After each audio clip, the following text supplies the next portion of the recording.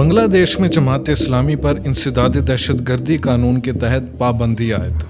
بنگلہ دیش نے جمعرات کو جماعت اسلامی پر انسداد دہشت گردی کے قانون کے تحت پابندی عائد کر دی ہے، جس کا اطلاق اس کے اسٹوڈنٹ ونگ اور دوسری ایسوسیٹ اداروں پر بھی ہوگا۔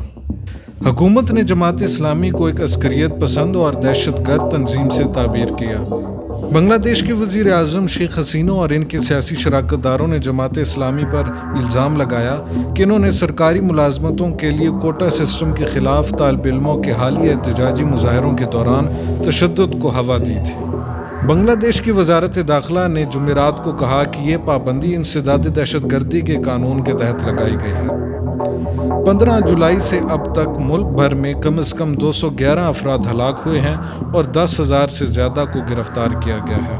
جماعت اسلامی بنگلہ دیش کے سربراہ شفیق الرحمان نے کہا کہ ہم بنگلہ دیش جماعت اسلامی پر پابندی کی غیر قانونی، غیر مجاز اور غیر آئینی فیصلے کی شدید مذمت اور اس کے خلاف احتجاج کرتے ہیں۔ انہوں نے کہا کہ عوامی لیگ کی زیر قیادت 14 جماعتی اتحاد ایک سیاسی پلیٹ فارم ہے۔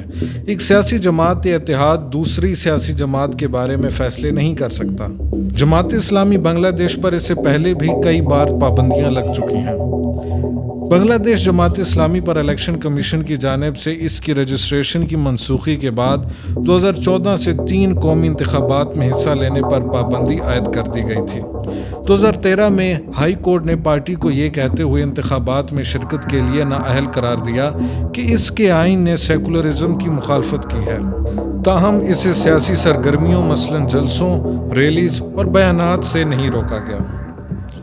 10 سال بعد 2023 میں سپریم کورٹ نے طویل قانونی جنگ کو ختم کرتے ہوئے اور پارٹی کو انتخابات میں حصہ لینے یا پارٹی کے علامتی نشانات کے استعمال سے روکتے ہوئے ہائی کورٹ کے فیصلے کو برقرار رکھا تھا، لیکن سپریم کورٹ نے ایک بار پھر اس پر مکمل پابندی لگا دی ہے۔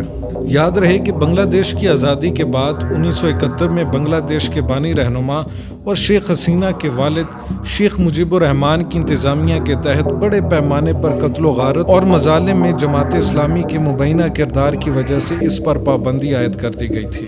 یہ پابندی ایک فوجی بغاوت میں مجیب الرحمان کی اپنے خاندان کے بیشتر افراد کے ساتھ قتل کیے جانے کے 1 سال بعد 1976 میں ختم کی گئی تھی۔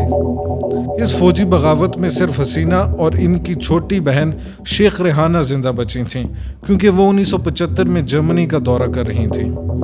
جماعت اسلامی پر اس سے قبل پاکستان میں فرقہ وارانہ کردار کی وجہ سے 2 مرتبہ 1959 اور 1964 میں بھی پابندی عائد کی گئی تھی۔